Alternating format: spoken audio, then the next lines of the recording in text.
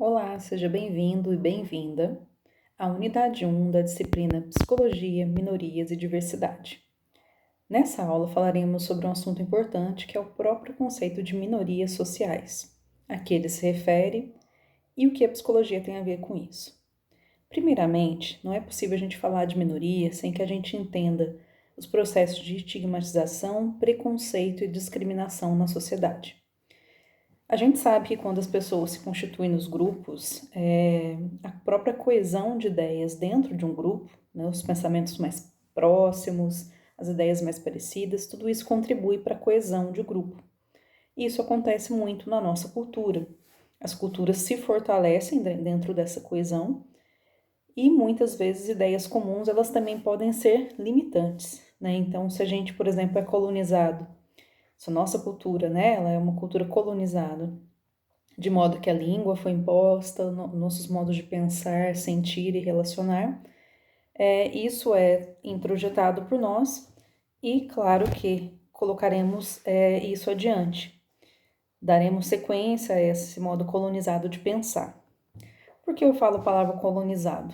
Que é importante a gente entender que essa cultura do qual a gente faz parte hoje, né, nossa cultura, por exemplo, no Brasil, ela é colonizada mesmo, pelos europeus, mas principalmente isso faz parte de todos os modos de ser, de pensar e de agir que implicam na estigmatização de alguns grupos sociais.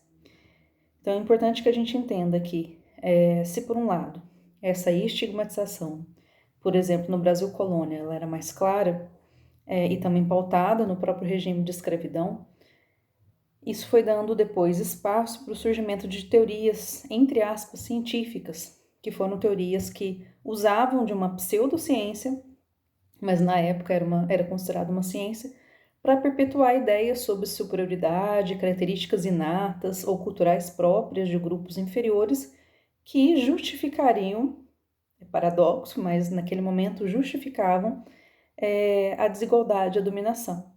Como, por exemplo, essa ideia às vezes muito arraigada que existe ainda de que índio é preguiçoso, ou de que determinadas culturas não se dão bem com o trabalho e por isso devem ser forçadas a tal. E isso foi também veiculado como uma ideia, né, um ideário que no fim das contas serve como uma ideologia, como justificativa de dominação. E aí, claro que tudo isso acontece dentro de um contexto de colonização, que é vigente até hoje, em que a gente tem uma norma muito clara. O padrão, o esperado, sempre vai ser o homem branco, europeu, colonizador, cristão, e tudo que foge a essa norma dentro desse padrão colonizador é visto como errado, incorreto, ou sem representatividade política e social. E aí por isso que a gente pode dizer que minoria não se refere à quantidade de pessoas, até porque se olharmos o Brasil, temos uma população negra muito grande, assim como a população de mulheres é um pouquinho maior que a população de homens, o que significa que não se deve ao quantitativo, mas sim às relações de poder. Então a gente pode falar nesse sentido que são minorias políticas e sociais, menor representatividade, menor poder econômico, político e social. Então o que foge da norma é estigmatizado, marcado como incorreto, falho, é alvo de preconceito, né? E o preconceito, como traz a raiz da palavra, é um preconceito, um pré-julgamento sobre uma realidade. E, por fim, é alvo da discriminação. A discriminação já é uma ação, né? É o próprio ato de tratar injustamente alguém, baseando-se na estigmatização e no preconceito. Então, já é uma ação, é quando a gente realmente toma essa verdade colonizada como algo sem questionamento, né? E aí, como por exemplo, a gente tem injúria racial, que é o ato de tratar alguém de modo a ferir sua dignidade humana, baseada em etnia ou cor, que já são atos de discriminação. E a gente tem um fenômeno que complica todo esse contexto quando a gente fala de minorias, inclusive dentro da psicologia, porque se somos socializados numa cultura em que a gente internaliza, né, todos esses parâmetros culturais e sociais, nós também temos dificuldade muitas vezes de nos dissociarmos disso, porque até o próprio conhecimento legitimado, validado, é sempre o conhecimento desse homem referência, né, do colonizador. As teorias psicológicas, por exemplo, são teorias advindas dos Estados Unidos e da Europa, né? Então é muito difícil a gente se abrir a outros parâmetros. Além disso, a gente tem um fenômeno hoje muito conhecido como identidade predatória, dentro dos estudos de identidade, que é o quê? Que é quando um grupo dominante se sente ameaçado com o avanço dos direitos do outro grupo. Como, por exemplo, homens que têm medo da independência da mulher, ou brancos em relação ao avanço de pretos dentro do país, ou ao avanço dos indígenas. Então, são movimentos que ocorrem numa sociedade, mas aí, se a gente olhar um pouco mais a fundo, até nos mecanismos psicológicos que levam a isso, né? Como a gente é muito. Constituímos nossa identidade também em referência, buscando, né, o próprio e diferenciando dos outros, por vezes a gente tende a colocar a culpa, né, no mais fraco. É também um movimento que a gente pode dizer de projeção, né, de projetar a culpa, ou projetar o fracasso civilizatório naquele que é mais fraco, ou supostamente mais fraco no momento. Então a minoria ela sempre é um alvo visível. Esse é um fenômeno social evidente, né?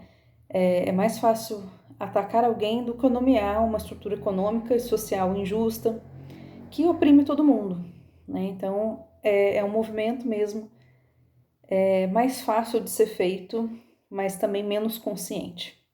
E daí a gente tem também na história muitos exemplos disso, né? De genocídios, etnocídios, como dos judeus, do povo palestino, etc. Né? E aí a gente também, por outro lado, a gente tem também um movimento de resistência. Né? É importante que a gente fale, sim, desses fenômenos que levam ao preconceito, que levam à discriminação, mas a gente tem a resistência. A resistência se dá por meio dos movimentos sociais. A Unidade 1 também nomeia esses movimentos como movimentos que são históricos, né? E que se respaldam muito na Constituição Federal de 88 e que trazem como avanço, né, leis e estatutos importantes para reafirmar o direito de variados grupos, como o próprio movimento negro, movimento de mulheres, indígenas, que também foram importantes. E aí o que a psicologia tem a ver com isso, para a gente concluir? É importante que a gente saiba que a psicologia tem cada vez mais se voltado para o estudo das minorias. Né? A gente sabe que não há um modo único de se fazer psicologia, primeiramente, que a psicologia precisa abandonar um parâmetro único de fazer ciência, ela precisa olhar para a realidade diversa, multifacetada da sociedade brasileira. Então, a gente sabe que precisamos olhar para a realidade das mulheres, dos indígenas, do povo preto, da comunidade LGBT. Então, a gente precisa abrir esse leque, né, e entender os problemas, que são vários, né? E considerando que nós atendemos em nossa prática todas essas pessoas, né, ou grande parte delas. Então, a gente precisa voltar até para o nosso princípio fundamental do Código de Ética, que é o princípio 2, né, que diz que cabe à psicologia promover a saúde e a qualidade de vida e contribuir para a eliminação de quaisquer formas de negligência, discriminação, exploração, violência, crueldade ou opressão. Então, nós somos profissionais também que precisamos nos comprometer com a eliminação dessas situações, né? Situações essas que podem estar acontecendo em diversos ambientes, né? Como dentro de uma organização, dentro de uma escola, dentro de uma instituição de saúde, dentro até mesmo de um atendimento interdisciplinar. E a gente precisa também ficar muito atento para a gente não corroborar com as violências, né? Porque nós também internalizamos esses preconceitos, essas discriminações em nossa socialização, em nossa formação. Então, seja quando atendemos alguém individualmente ou em grupo, alguém que faça parte da minoria, precisa a gente estar também atento às questões sociais que envolvem, que levam ao sofrimento dessa pessoa, desse paciente, né? E que se referem e se refletem, né, na subjetividade. Então, a psicologia tem se voltado cada vez mais a essas questões, elas não são conclusivas, elas são objetos de estudo de pesquisas, de intervenções, formas que a gente vai buscando de olhar para essas realidades, contemplar e não perpetuar a violência, já que o nosso código de ética exige mesmo que a gente tenha um olhar voltado para o sujeito, né, voltado para o indivíduo, para a pessoa, e que a gente esteja atento a não reproduzir violências e combatê-las, na verdade. Né? Esse é um princípio ético fundamental. Por hoje é isso, obrigada.